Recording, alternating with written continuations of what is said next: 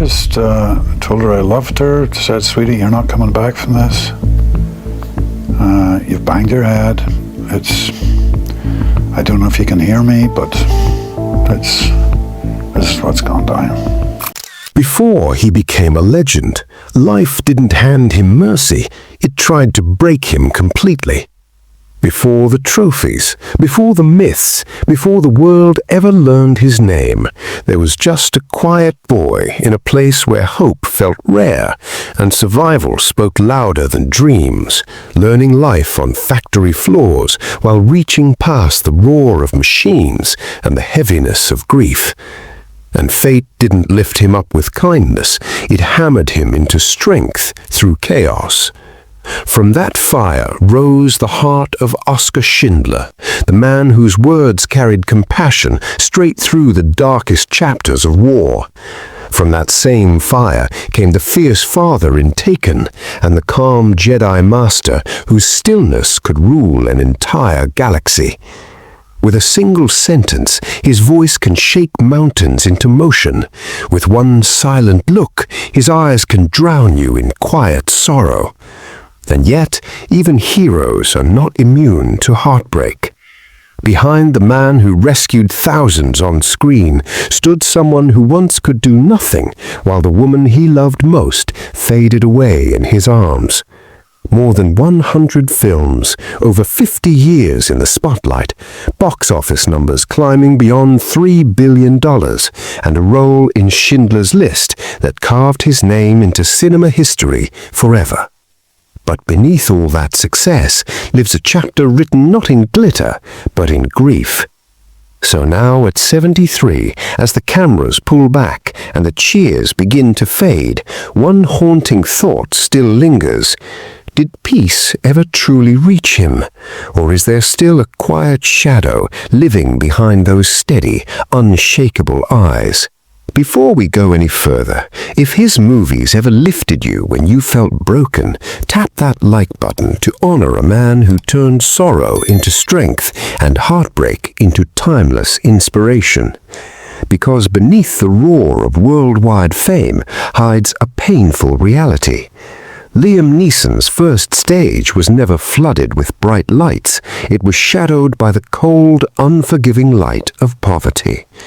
Liam was born on June 7, 1952, beneath ash-heavy skies in Ballymena, Northern Ireland, a town ruled by tension, where war drained the streets and poverty drained pockets faster than prayer could fill them. Hard times wrapped tightly around the Neeson family, even though they were good people doing their best. In a Protestant town, they stood out as Roman Catholics, working class and proud, stretching every coin but never bowing their heads. Only 3 rooms held their entire world, yet 6 hearts beat inside those narrow walls. Every breath, every restless turn traveled through the house because nothing was thick enough to hide it.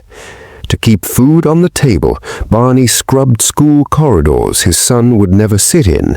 To help other families, Kitty cooked for their children, returning home with burned hands and quiet wishes that leftovers would be enough. What filled the house wasn't shouting or slammed doors, but the heavy silence that settles when people are too tired to hope. Among 3 sisters, Liam grew up as the only boy, surrounded by laughter that rarely included his own voice. Most nights, he folded himself into a small corner, shrinking as if space itself were a luxury he didn't deserve. People said he kept to himself, yet Aunt Molly knew something else. If he truly wanted something, nothing could stop him. Whenever the world felt cold, her kitchen stayed warm, and that warmth became his shelter. Worried that his son was slipping too far into quiet, his father made a bold decision. At just 9 years old, Liam was sent into the church boxing club. Inside that hall, sweat mixed with sawdust, bells rang sharp, and gloves cracked through the air. In all that noise, the silent boy finally found a place to stand. It wasn't fame he chased, and it wasn't medals he wanted. He just wanted to belong. By 14, the boy who once hid in corners was a youth champion. Win after win followed him for 3 straight years, yet the hardest fight was still happening where no one could see it. And then everything shifted in a single moment. Without warning, a flash, a fist, and a blow he never saw coming changed the course of his life. His head snapped back, the world turned white, and then nothing. My brain just went, he would later say, admitting how frightening it felt. When sound finally returned, something inside him never did. That same night, he left the ring behind with no plans of ever returning. There was no farewell, no final match, no applause waiting for him, only the quiet truth that some wounds leave no blood behind. From then on, rain became part of his days, drumming on tin roofs, repeating the same song of hunger and survival. That sound, the sound of being poor, never leaves you. Yet from loneliness, struggle, and silence, something stronger began to form. Out of neglect, he shaped determination. Out of rejection, he learned how to stand firm. And from that quiet boy in a crowded, struggling house, something powerful was slowly rising, a presence the world would one day be forced to notice. In the early 70s, Liam Neeson walked away from his hometown carrying only a battered suitcase, a thinning coat, and a fierce promise to make something out of nothing. Belfast welcomed him with iron-grey streets and air thick with cold smoke, whispering of long, hard days. Barely a teenager, he spent daylight hours working and night hours studying, chasing dreams on coins too small to notice. By daylight, freezing rain slammed against him as he drove trucks, each mile a test of endurance. His hands cracked from hauling heavy crates, a painful reminder that survival demanded everything. Gravel dug into his back as he shoveled until his body locked, refusing to bend further. Every job demanded strength, every job demanded sacrifice, leaving little room for hope. At night, he returned to a rented room no larger than a whispered prayer, where walls held the cold like a living thing. When frost bit too deep, he slept in his coat, hands buried in pockets, shoes still on, because warmth had to wait for the next paycheck. University seemed like a door, but hunger barged in to interrupt every lecture, forcing dreams to wait. I used to count every penny, he later confessed. Sometimes I didn't even buy bread, because bread had no patience for poverty. When money finally ran dry, he slipped away quietly, another dream folding under the weight of reality. Necessity closed doors he had only just started to open, yet he refused to stop. So he kept moving, day after day, job after job, carrying the weight of life on his young shoulders, driving lorries through relentless rain, building walls that would never see his name, loading cargo that would never know his story. Every labor was a lesson, every lesson was a step forward. I was lost, he admitted later. At 30, broke and furious with myself, I thought the road had ended, but fate had already sketched the next curve. In 1976, fate nudged him toward the Lyric Players Theatre in Belfast, where he swept floors and brushed sawdust off the stage, unnoticed, invisible. Glory wasn't there yet, only survival hidden in plain sight. Yet while he cleaned the boards others would tread and speak upon, a spark flickered within him, whispering of something more. Weeks later, the janitor was given a chance to act, just 2 lines, but those words held a lifetime of cold nights, silent struggles, and hidden hopes. On stage, he said, I finally felt seen. Poverty didn't vanish. It clung to him like a shadow that never slept. He walked miles to the theatre because bus fare was a luxury he couldn't afford, and hope was a currency more valuable than gasoline. But this time, survival wasn't the whole story. This time, something bigger was rising inside him. He was becoming someone. He clawed through life in tiny flats packed with strangers, sometimes collapsing on cold floors, with meals few and certainty even fewer. Yet each night, beneath a flickering, half-broken light, he whispered lines that weren't his, until they began to sound like his own truth.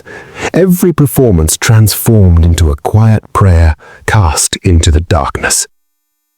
Then 1993 hit, a year that would shatter everything and remake him. Schindler's List. Steven Spielberg noticed what everyone else had overlooked: strength, sorrow, charm, the rare combination that would etch him into memory forever. Taking on Oskar Schindler's soul brought him fame and nearly broke him in ways he couldn't anticipate. For 110 grueling days, he became a man trapped between guilt and grace. After filming the liquidation scene in Krakow, he sank into his unlit hotel room, too rattled to find sleep.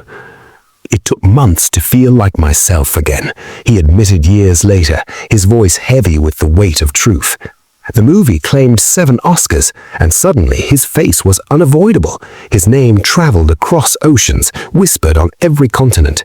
But fame carries a dark twin. It amplifies every silence into a roar. By 2007, Liam Neeson had become a man whose name opened doors, whose voice demanded attention. Awards stacked up, critics lauded him, and Academy nods confirmed triumph. He possessed homes stretching from New York to quiet countryside. Millions flowed in like a river, and yet, behind the bright cameras, reality was merciless. Each success deepened isolation, pushing people further away. Health murmured warnings he ignored: chronic pain, sleepless nights, relentless exhaustion. No luxury could mend what the spotlight devoured. Then Taken arrived, a simple action film few expected to matter, until audiences glimpsed the grief behind those weary eyes. Not revenge, but raw, unfiltered pain. $223 million later, the cost of power became heartbreakingly clear. And then came Natasha Richardson. When Liam first met her in 1993 during Anna Christie, cameras captured the spark, but never the storm beneath it. She was 30, theatre-bred, radiating a quiet confidence born from understanding how fragile applause really is. In rehearsal, words were few, yet silences spoke volumes. By opening night, acting blurred into feeling. Every glance from her cut through the haze, sunlight piercing the fog of his life. On screen, they appeared like strangers discovering passion, but the reality ran far deeper than any performance. When the curtain fell, her laughter lit the room, and he murmured, "Thank you for tonight." A single line holding everything he had never dared to speak. In Millbrook, New York in 1994, under candlelight's gentle glow, rain tapping softly on the windows, they promised forever to one another. Later, he confided to a friend, "For the first time in my life, I can finally breathe." Their home became a sanctuary of warmth and laughter that seemed endless. In 1995, red-faced and wailing, Mikhail arrived, and when Liam placed a tiny finger in his hand, the world stopped for a heartbeat. Daniel joined a year later, quiet, observing, already carrying traces of his father. Liam often joked, "The boys have her laughter and my stubborn streak, and I love every bit of them equally." Natasha shone in motherhood, singing while steering pots, hair unruly, kitchens scattered with toys and scripts alike. Liam built a crooked wooden swing in the backyard, yet the boys didn't mind. It became their secret sky. They lived quietly, beautifully, far from spectacle. Summers rolling over green hills, winters wandering snow-sprinkled streets in New York where nobody noticed them. "She was my true compass," he said once. "My home, my quiet, my peace in a noisy world." 15 years passed, ordinary, yet extraordinary in ways only time could measure. But fate always has a way of rewriting the story. It struck on a day impossibly bright, impossible to imagine carrying sorrow, when laughter rang over sunlit slopes, sunlight glittering on snow, the kind of day that could never prepare anyone for life being cleaved in two. No one expects today to steal everything they love. In March 2009, Liam Neeson was 56, strong, busy, and believing tomorrow would always be his. Life seemed steady, familiar, safe. Natasha Richardson, his wife, had gone skiing near Montreal. Nothing extreme, just a gentle slope. She slipped lightly, laughed it off, joked with instructors, and returned to the lodge as if untouched by danger. But then the headache came, and it refused to leave. Liam was in Toronto filming when the call shattered the quiet. The phone felt impossibly heavy. The room seemed to shrink to a single terrifying word: accident. He raced to the airport, clutching his wedding ring so tightly it dug into his skin, as if holding it could somehow hold her alive. At the hospital, the air smelled clinical, but fear clung to every corner. Machines hummed where words could not reach. A doctor pulled him aside, her face already carrying the weight of the truth. "Her brain is dead," she said, quietly, like delivering the world's cruelest news. The words felt impossible. He entered her room, expecting her spark, her laughter, her familiar warmth, but found silence instead. Her skin was warm, her face untouched. For a brief, cruel moment, hope whispered lies that his heart wanted to believe. He gripped her hand and spoke words no husband should ever voice. "Sweetie, you're not coming back from this." No director could cut this scene. No retake would erase it. A man who had played heroes now faced a grief no script could prepare him for. For hours he stayed, whispering love into the space where medicine had failed. "You're safe," he murmured. "You're loved. Rest now." Long ago, they'd made a promise. If one could not return, the other would have strength enough to let go. With trembling resolve, he honored it. The machines were silenced, and what filled the room afterwards was not noise. It was a hollow emptiness. He kissed her hand, whispered her name, and in that instant, the light guiding 15 years of his life went out. Outside, snow fell silently, as if the world mourned with him. Inside, the strongest man he knew faced the one battle he could not win. Years later, Liam would reflect, "I think part of me died that day too. I kept breathing because she would have wanted me to." Grief did not leave in a rush. It lingered, patient, teaching him to exist in a world missing the person who made it home. After Natasha's death, Liam didn't crumble in public. He moved forward because stopping was unbearable. He worked, he traveled, he recited words written by others because his own could not fill the void. Sleep felt alien, silence screamed. The world saw an action star, but behind the roles was a man still trudging through a snowstorm that would never end. Silence started to feel like a predator, a quiet that gnawed at his edges relentlessly. He drowned it in work, films that no one applauded, grey thrillers where confession, not action, ruled the screen. "That movie was my way to bleed out grief," he confessed about the grey, where wolves weren't the only enemies. Inside him, the real fight raged, the storm of cold, emptiness, and a loneliness that lingered in every breath. Reality off camera was harsher than any script could imagine. His body transformed into a war zone, not for fame, but simply to survive. Back in 2000, long before grief would strike again, fate collided violently. A deer darted across the road like a lightning bolt, and in a heartbeat, his life shattered under the impact. The hospital was merciless in its truths. Multiple fractures splintered his pelvis, pain set to follow him like a shadow. Doctors whispered doubts he would survive the night, but he endured, wired with steel, stitched into a man who refused to vanish. Recovery became a cruel tutor. He counted progress in inches, bed to chair to door, each motion bargaining with agony. Yet the grey films called like a siren. Sleepless nights, punishing stunts, relentless shoots.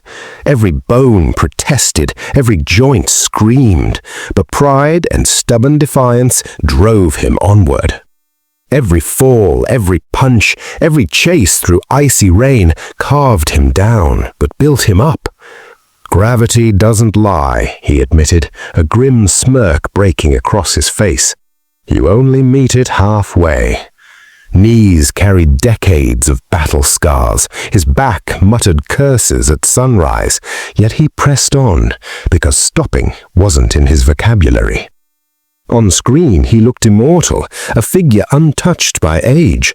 Off-screen, each step was deliberate, each movement tempered, waiting for the ache to fade before facing another take. After passing 60, the cramps struck like betrayal, sudden, merciless. Nights turned into silent wars as his legs locked, muscles writhing as if haunted by old wounds. They hit like shooting pains, cruel jolts that left me breathless, he confessed. Sometimes I'd wander the room, stretch my limbs. Other times, I just let the tears fall. The villain was lactic acid. Years of relentless effort, endless strain, and caffeine had electrified his body under the skin. He finally abandoned coffee. The agony didn't disappear, but it eased, just enough to let him stand, just enough to step back into performance. By 2026, Liam Neeson has become more than a screen legend. He is a survivor of fire and hardship, carrying the scars of life with quiet strength.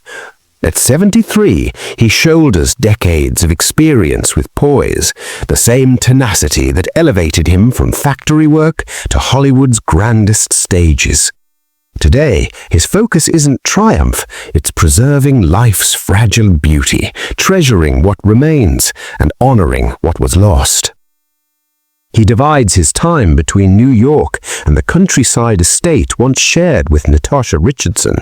Among the trees and endless skies, the home is not just shelter, it is a living archive of memory. With a fortune estimated between $120 and $145 million, Neeson's wealth mirrors years of disciplined craft. More than 100 films, countless stage roles, and narration projects that touch generations. Still, luxury is subtle. Simplicity is the freedom he treasures most. Beyond fame, his generosity quietly echoes, revealing the man behind the screen, the hero whose heart is as vast as the roles he plays. You probably think of him as a Hollywood icon, but the truth is, Liam Neeson's influence stretches far beyond the silver screen. For decades, he has quietly championed causes most people never notice, from UNICEF to Amnesty International, from refugee aid to the Make Poverty History campaign. He hasn't only written checks, he has lent his voice, narrated documentaries, and turned his fame into a bridge for empathy instead of a spotlight on himself. Through every effort, his commitment to children in crisis and displaced families has remained steady, humble, and profoundly human. At the center of his world are his two sons, Michelle and Daniel, who carry the echoes of both his resilience and Natasha's grace. Michelle, now thriving in fashion and film, once battled the shadow of his mother's death, but he found peace by honoring her memory, even changing his surname to Richardson. Liam reflected on it with quiet pride. He did the right thing. It was a beautiful tribute. Daniel, younger and deeply devoted, has carved his path in business and design, yet his connection to his father is unbreakable. Together, they form a small, unshakable family, a bond not built on tradition, but on understanding. Every winter, Liam visits Natasha's resting place, brushing snow from her name, whispering into the frozen air. Each morning he walks, stretches, feels the stubborn ache in his knees, and quietly thanks his body for carrying him one more day. Fame, fortune, legacy, they fade. What truly remains is his humanity. That might be why people love him, not for the on-screen heroics, but for the vulnerable man off-camera. In his silence, in his scars, in his refusal to give up, Liam Neeson proves that real strength isn't measured by how loudly you roar, it's revealed in how quietly you endure. And maybe that's why his story touches us all, not only because it's his, but because it feels like ours too, echoing in the quiet corners of every life.